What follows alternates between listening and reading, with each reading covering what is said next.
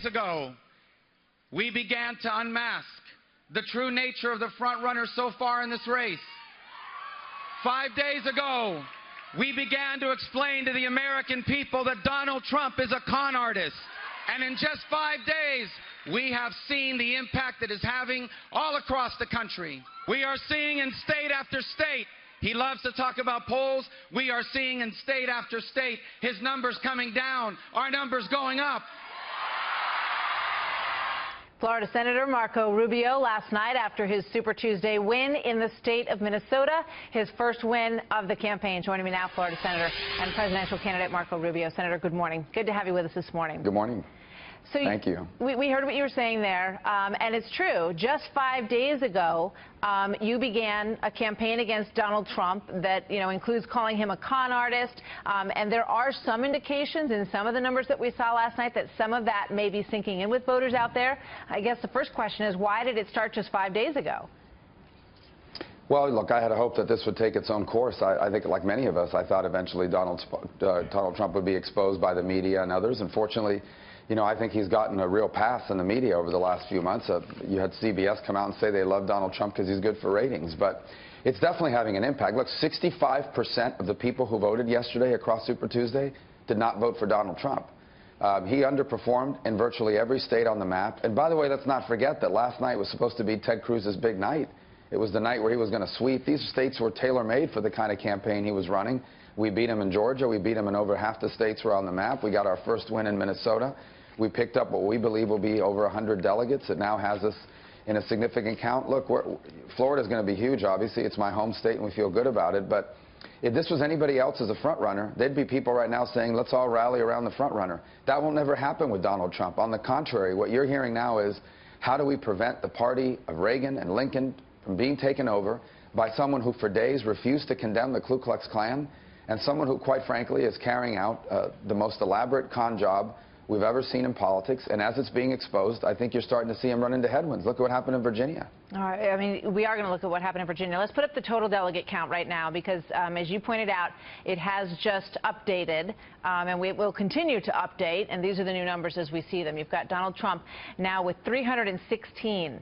Many people said if he made it over 300, he was going to be very difficult to take down in this race. Cruz is now at 226. You are at 106 on that delegate count. And let's take a look at Virginia, too, because Virginia was the big story that you talked about last night in terms of how much you accelerated your campaign in Virginia. You are only one delegate away from him in Virginia, and there's a lot of discussion that if John Kasich hadn't been in the race, you would have won it. But I guess it begs the question, is that, a viable excuse at this point? I mean, if you change around a lot of things, things would be different. But this is the way it looks. Well, no, that's right. And you got to deal with what you have. And so it is what it is. I mean, we're one delegate shy in Virginia. I think the broader point is the states that are on the map now moving forward, do they look more like Virginia or more like some of the other states we saw last night? I think the answer is they look more like Virginia. And so we feel good about that. Some of these states are going to award all their delegates. Florida has 99 delegates. So if I win Florida, what does that math look like tonight? Obviously, Ohio's still there, but there's a big other states. Illinois is a big delegate-rich state. So we just feel very optimistic. Last night was not supposed to be my night. I never said Super Tuesday was going to be our big night. We wanted to do well. We wanted to pick up a lot of delegates. But we understood that other campaigns had spent a lot more time and money in some of these states.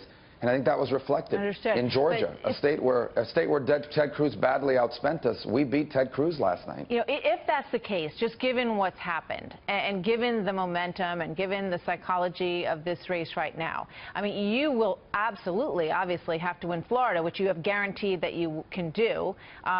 That's correct. The polling, there are polls that show you down by about 19 points from Donald Trump, and I know your polling has you looking better than that.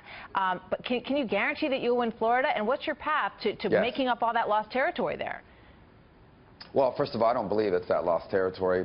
Florida is a unique place to poll for a bunch of different reasons, including a significant number of Republican voters in South Florida who get the majority of their information in Spanish. Cuban-American Republicans is over 10% of the whole electorate. But beyond that, look, Florida, those are not accurate numbers, as you've seen. We have our own numbers. I think we'll see other numbers here soon that will show the same. It's going to be close. There's no doubt about it. But we know how to win in Florida, and we will. especially once Donald Trump is exposed for what he's doing now. Look, Donald Trump is a guy who says he's going to take on illegal immigration and bring jobs back to China. He makes all the Donald J. Trump clothing is made in China and in Mexico. He could bring jobs back right now by saying that from now on all that clothes will be made in America. What he's done with his life and his business does not match up with the rhetoric he's using in this campaign.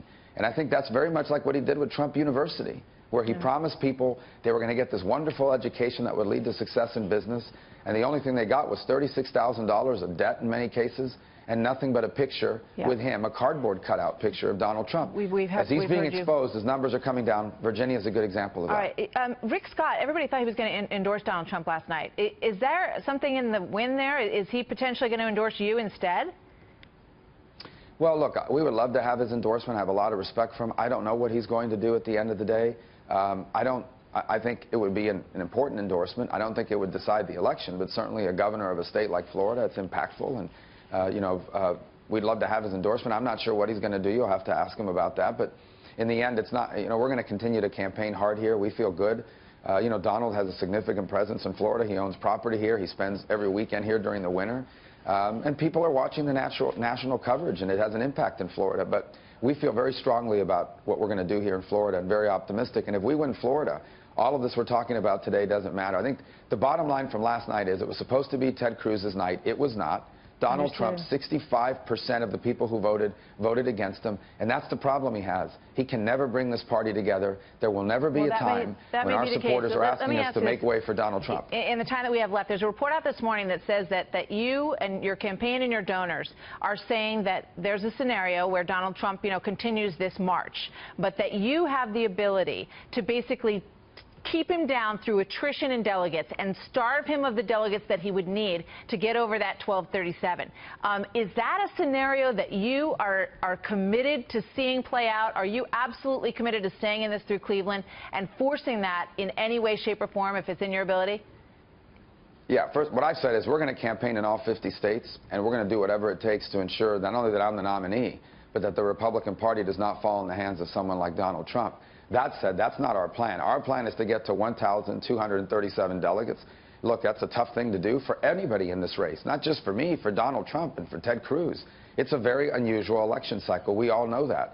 But look, I ask people to go on our website, marcorubio.com, sign up to our effort, because we can do this and we will do this. No one will work harder than me. We're up against a hard break. Senator, thank you very much. We'll talk again soon. Thanks. Appreciate it.